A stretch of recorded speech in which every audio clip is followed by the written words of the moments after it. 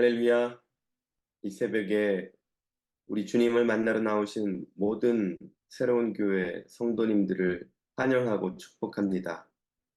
주님의 큰 위로와 소망이 오늘도 여러분과 함께 하시기를 축복합니다.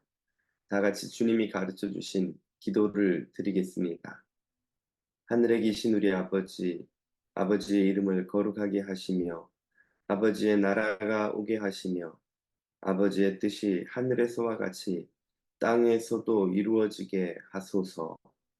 오늘 우리에게 일용할 양식을 주시고 우리가 우리에게 잘못한 사람을 용서하여 준 것 같이 우리 죄를 용서하여 주시고 우리를 시험에 빠지지 않게 하시고 악에서 구하소서. 나라와 권능과 영광이 영원히 아버지의 것입니다. 아멘.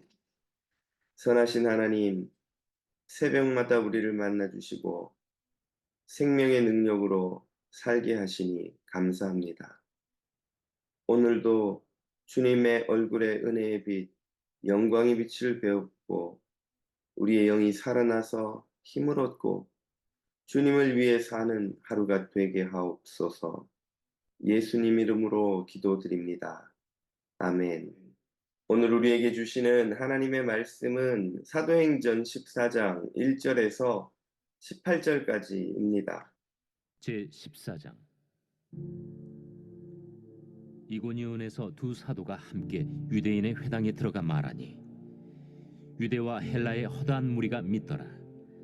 그러나 순종하지 아니하는 유대인들이 이방인들의 마음을 선동하여 형제들에게 악감을 품게 하거늘 두 사도가 오래 있어 주를 힘입어 담대히 말하니 주께서 그들의 손으로 표적과 기사를 행하게 하여 주사 자기 은혜의 말씀을 증언하시니 그 시내의 무리가 나뉘어 유대인을 따르는 자도 있고 두 사도를 따르는 자도 있는지라.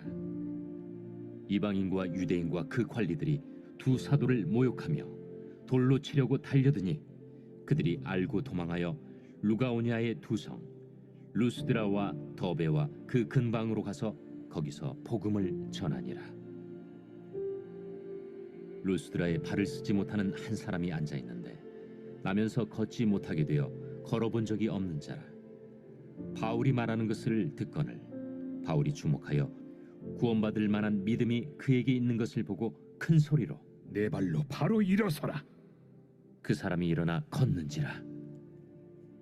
무리가 바울이 한 일을 보고 루가오냐 방언으로 소리질러 이르되 신들이 사람의 형상으로 우리 가운데 내려오셨다.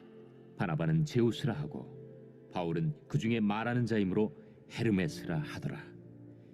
시외 제우스 신당의 제사장이 소와 화환들을 가지고 대문 앞에 와서 무리와 함께 제사하고자 하니 두 사도 바나바와 바울이 듣고 옷을 찢고 무리 가운데 뛰어들어가서 소리질러 여러분이여, 어찌하여 이러한 일을 하느냐? 우리도 여러분과 같은 성경을 가진 사람이라.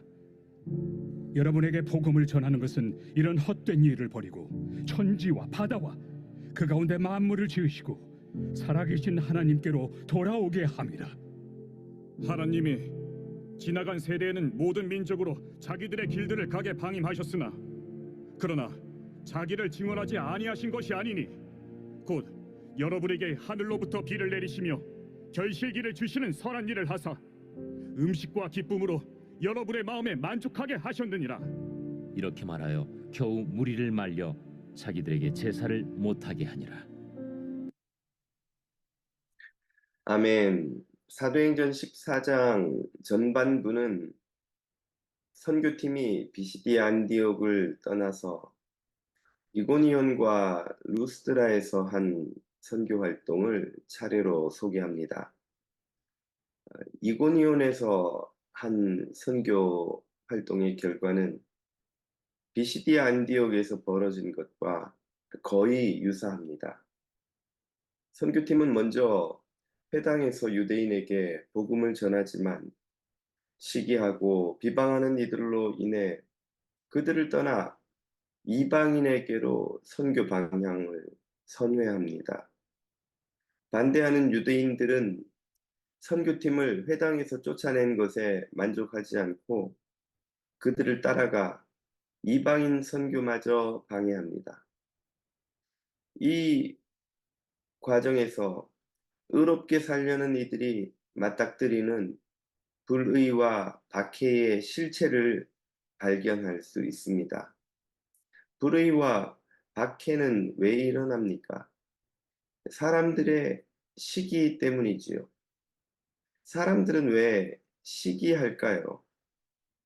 표면적으로 여러 가지 이유가 있습니다만 그 뿌리에는 마귀의 충동이 자리 잡고 있습니다.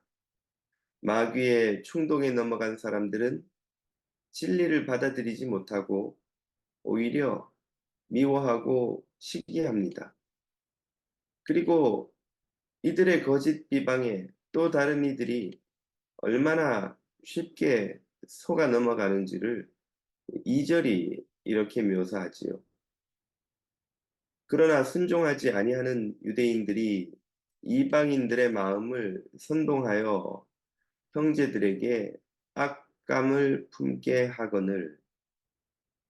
악한 감정을 사람이 속아서 품는 일이 얼마나 쉬운지, 사실은 박해를 받고 있는 사도 바울조차도 이전에 사울로 살 때에 거짓에 속아 넘어가 교회를 박해하는 이이기도 했었지요.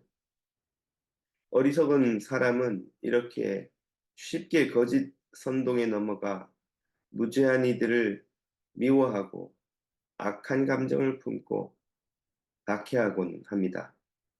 그 결과 진리의 복음을 듣고도 믿는 이가 있는가 하면 마음이 닫혀 정죄하고 박해하는 이들이 나타난다고 4절이 이렇게 가르쳐 줍니다. 그 시내의 무리가 나뉘어 유대인을 따르는 자도 있고 두 사도를 따르는 자도 있는지라. 똑같이 진리가 선포되었지만 그 진리를 받아들이고 믿는 이가 있다고 하는데, 따르는 이가 있다고 하는데 반면 따르지 않고 미워하고 박해하는 이들이 있지요. 거짓을 따르는 이들이 있습니다. 여기서 많은 성도들이 품는 의문이 풀립니다. 왜 나는 그저 하나님을 위해 진실하고 충성되게 살고 싶을 뿐인데 사람들이 나를 미워할까, 시기할까, 괴롭힐까 궁금하셨다면 그 이유가 여기에 있습니다. 마귀는 사람들의 마음에 시기와 미움을 심고 여기에 속아 넘어간 이들은 거짓으로 선동하고 어리석은 이들은 그 선동에 넘어가 또 악감정을 품고 의인을 박해합니다. 이런 방식으로 마귀는 예수님을 십자가에 못 박았고 사도들을 살해했고 성도들을 옥에 가두었습니다. 그러면 이런 거짓과 비방, 시기와 미움에 맞닥뜨린 참 성도는 어떻게 살아야 할까요? 의인은 그에 맞서 혈기를 부리고 같이 미워하고 같이 분노함으로 싸우는 이들이 아닙니다. 의인이 승리하는 방식은 의로우신 하나님, 공의롭고 신실하신 하나님을 끝까지 신뢰하는 것이지요. 로마서 1장 17절은 하바국서를 인용하며 이렇게 위대한 복음에 관한 선언을 합니다.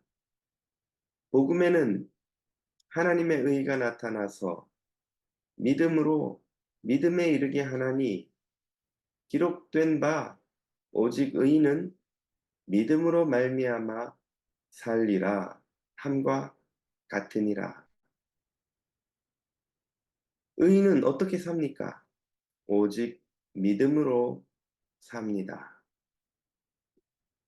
믿음으로 믿음에 이르게 한다는 말씀은 믿음으로 시작해서 믿음으로 끝난다는 뜻이지요.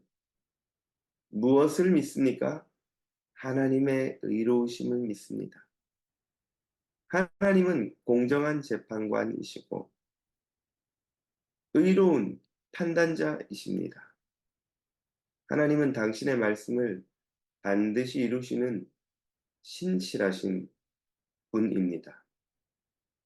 그러므로 그 하나님의 판단과 심판과 상주심을 믿는 의인은 세상의 방식으로 박해를 대하지 않고 하나님의 뜻을 쫓아 하나님의 방법으로 이길 수 있습니다. 의인의 삶에 시기와 미움은 항상 뒤따릅니다. 불의와 박해가 없는 참 성도의 삶은 없습니다.